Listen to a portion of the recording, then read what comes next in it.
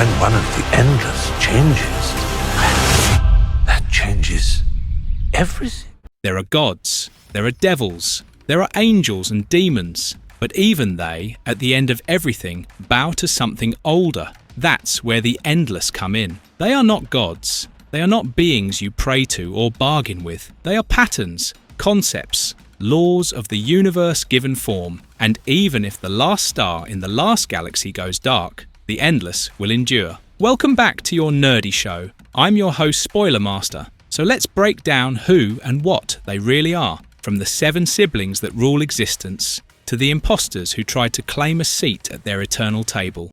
It's me.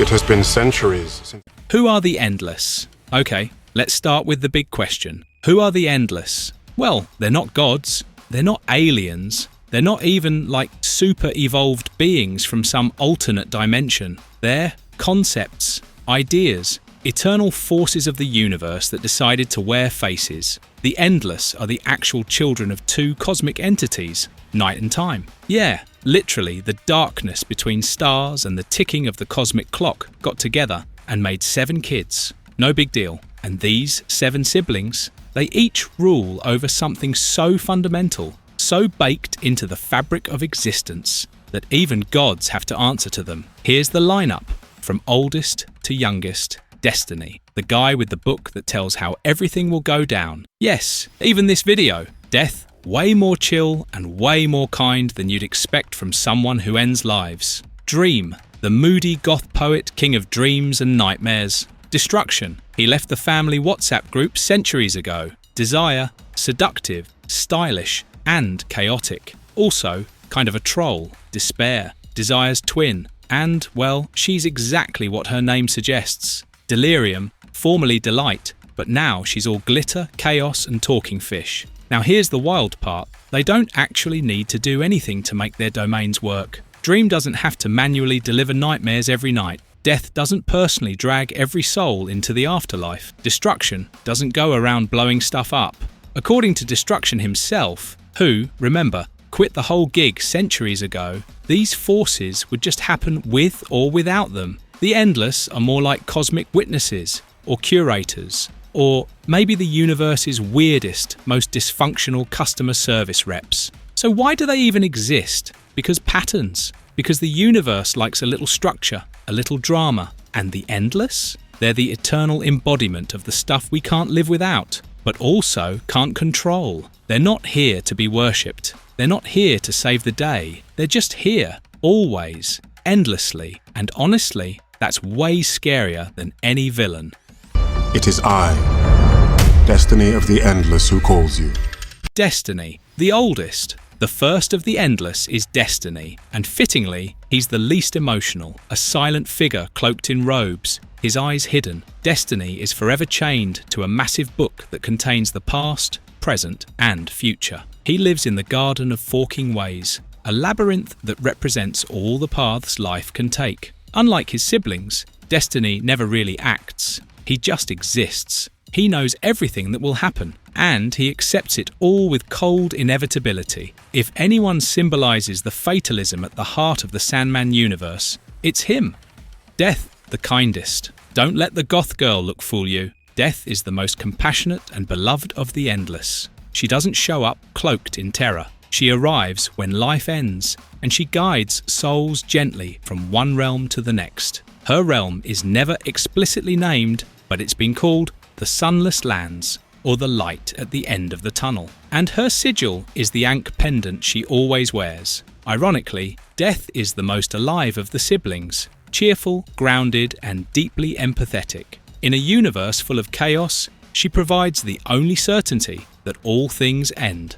Dream, the protagonist Dream, also known as Morpheus, is the central character of the Sandman series. He rules over the dreaming, a shifting surreal realm where all dreams, stories, and imagination take form. He's tall, pale, and intense. His eyes like twin stars. Dream is obsessed with structure, rules, and the responsibilities of his role. But after being imprisoned for 70 years, he begins to change. He questions himself, his past choices, and, ultimately, his place in the universe. Dream's sigil is a helm, crafted from the skull and spine of a fallen god. It's a symbol of power, but also of burden. Eventually, Dream dies, or rather, gives up his identity and is replaced by someone new.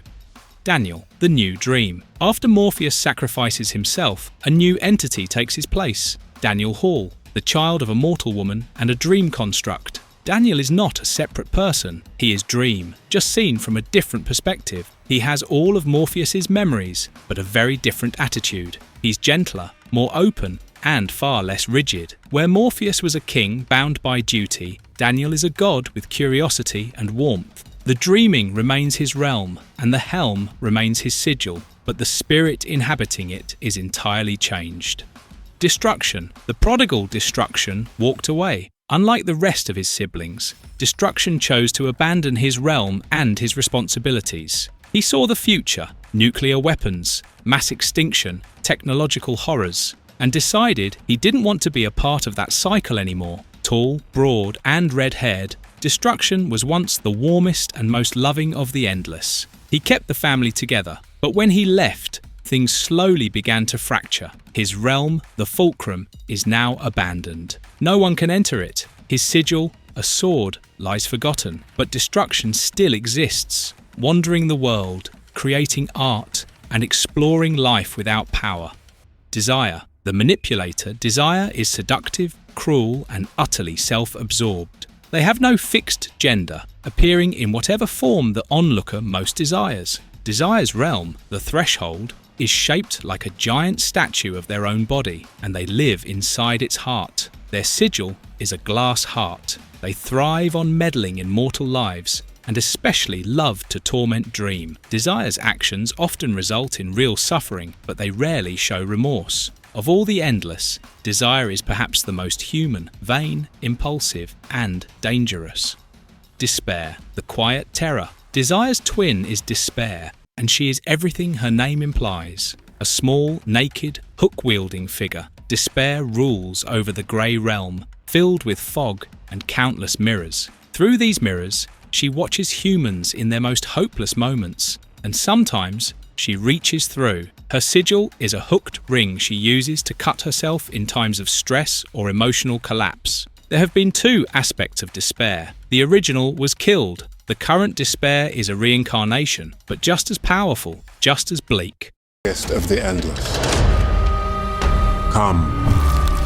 Delirium, the lost delight. Finally, there's Delirium, the youngest. But she wasn't always that way. Once, she was Delight, the endless of joy, wonder, and innocent curiosity. But something happened, something no one talks about, and Delight became Delirium. Her realm is chaotic, a swirling vortex of impossible things. Her hair changes colour and length constantly. Her eyes are mismatched. She talks in riddles and poetry. Delirium's sigil is a swirl of colour, but when she's upset, it fades to black. Of all her siblings, she may be the most vulnerable and the most dangerous.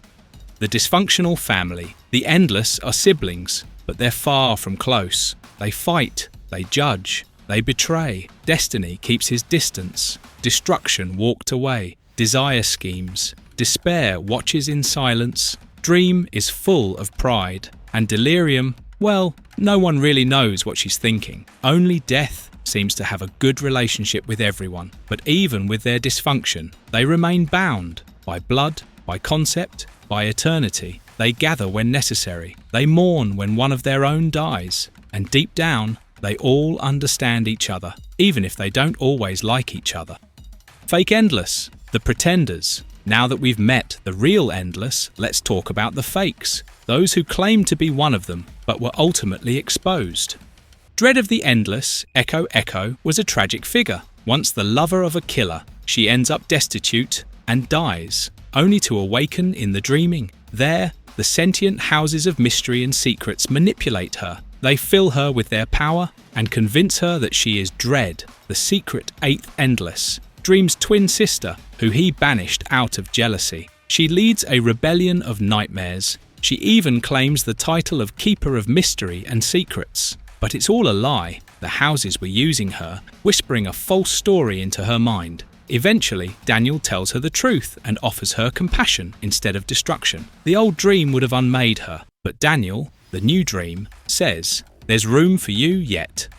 Duplicity and deceit, Garamas and Gyges. Two titans, Garamas and Gyges, wake up one day and decide they want in on the endless gig. They arrive at Dream's realm, claiming to be duplicity and deceit. They try to force entry, but Lucian, the loyal librarian, calls them out instantly. He knows they're lying. They're not endless. They're ancient titans looking to steal power. As Dream's castle rises up to defend itself, they flee defeated. Later, they set their sights higher, becoming Yahweh. But that's another story for another time. Our nerdy thoughts. The Endless aren't superheroes or villains. They don't fight crime or cast spells. They exist, eternally, inevitably. They are the building blocks of reality, wearing human masks. Neil Gaiman once said, "The Endless are not gods. They do not require belief. They simply are." That's what makes them unforgettable. From Destiny's book to Delirium's madness, from the tragedy of Dream to the compassion of death, these beings give shape to the unknowable. They are mirrors of us, and yet they are far beyond. And even when the last dream is dreamed, the last star dies, and the universe is silent, the Endless will remain. Thanks for watching. If you enjoyed this deep dive into Neil Gaiman's universe, don't forget to like, comment, and subscribe for more Sandman lore, endless theories, and everything surreal. Until next time, don't forget your Ankh. Destiny I do not wish. I know. No, what the heck, I'll laugh anyway.